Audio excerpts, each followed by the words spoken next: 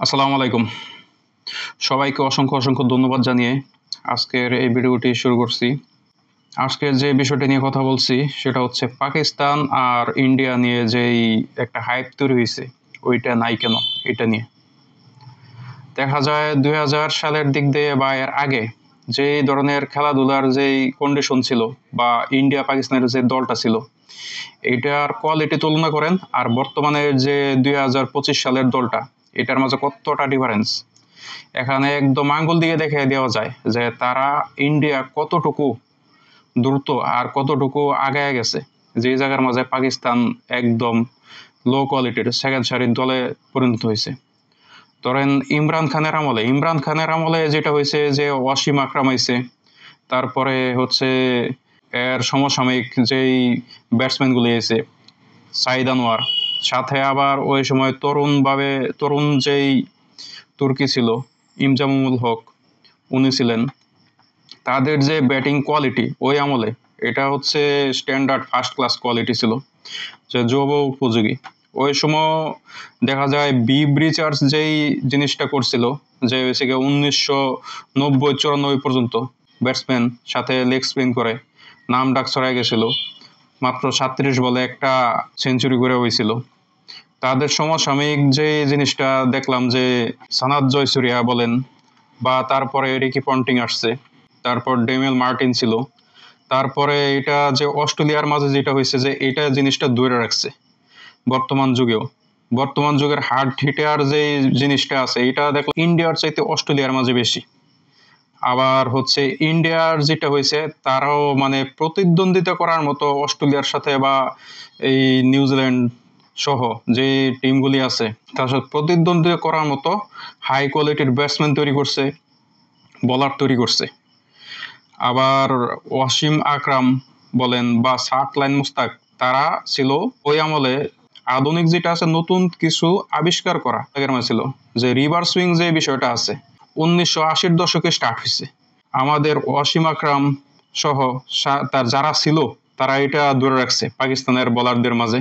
কিন্তু ওই যে নতুন যে আবিষ্কারটা আছে, এই আবিষ্কারের পরে ২০০০ সালেও এটা চলছে, এটা মোহাম্মদ আসিফ ধরে রাখছে swing in swing out swing এগুলি। কিন্তু পরবর্তী ২০১০ সালের পরে যেটা দেখা গেছে, ২০১০ সালের পর উমর গুল আসছে, উমর গুল এটা ধরে রাখতে পারে নাই।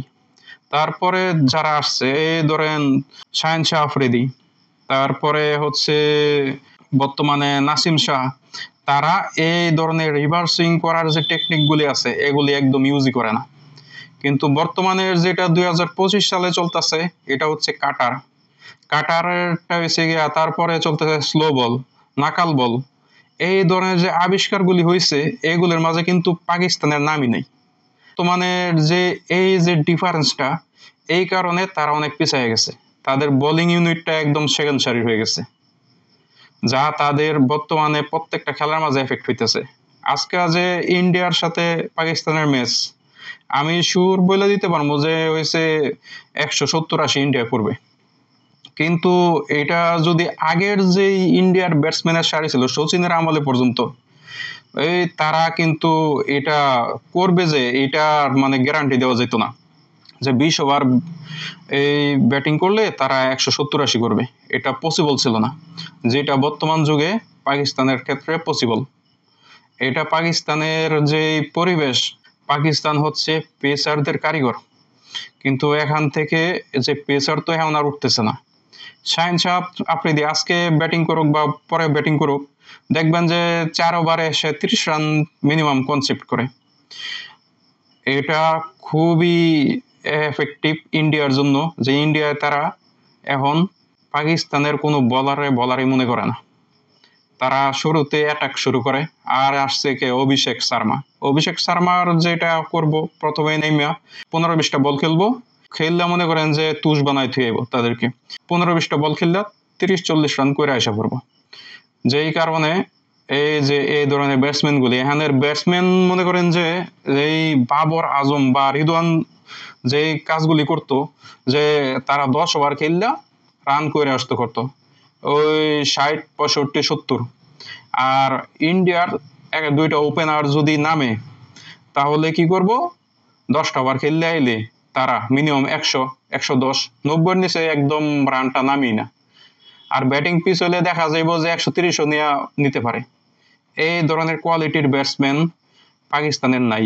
ফখর জামান হয়েছে মনে করেন যে এক্সপায়ার হয়ে গেছে, এর বয়স হয়েছে গিয়ে 38, 40, এই বয়সে এসে মানে আল্লাহ কি টানবো, এক ছায়া মায়ুব 3টা মারা বইছে ডার্ক। এশিয়া কাপের মাঝে 3টা জিরো মারা বা একদম আন্ডার মানে 10-এর নিচে রান, এটা পাকিস্তানের যে অফ ফর্ম দেখতেছি ওপেনারদের, এটা তাদেরকে প্রচুর ভোগাইবো। আচ্ছা, অনেক কিছুই বলার ছিল, ভিডিওটা লং হয়ে যেতেছে। ইনশাল্লাহ খেলা দেখার পর বোঝা যাবে কি অবস্থা হয়। আল্লাহ হাফেজ।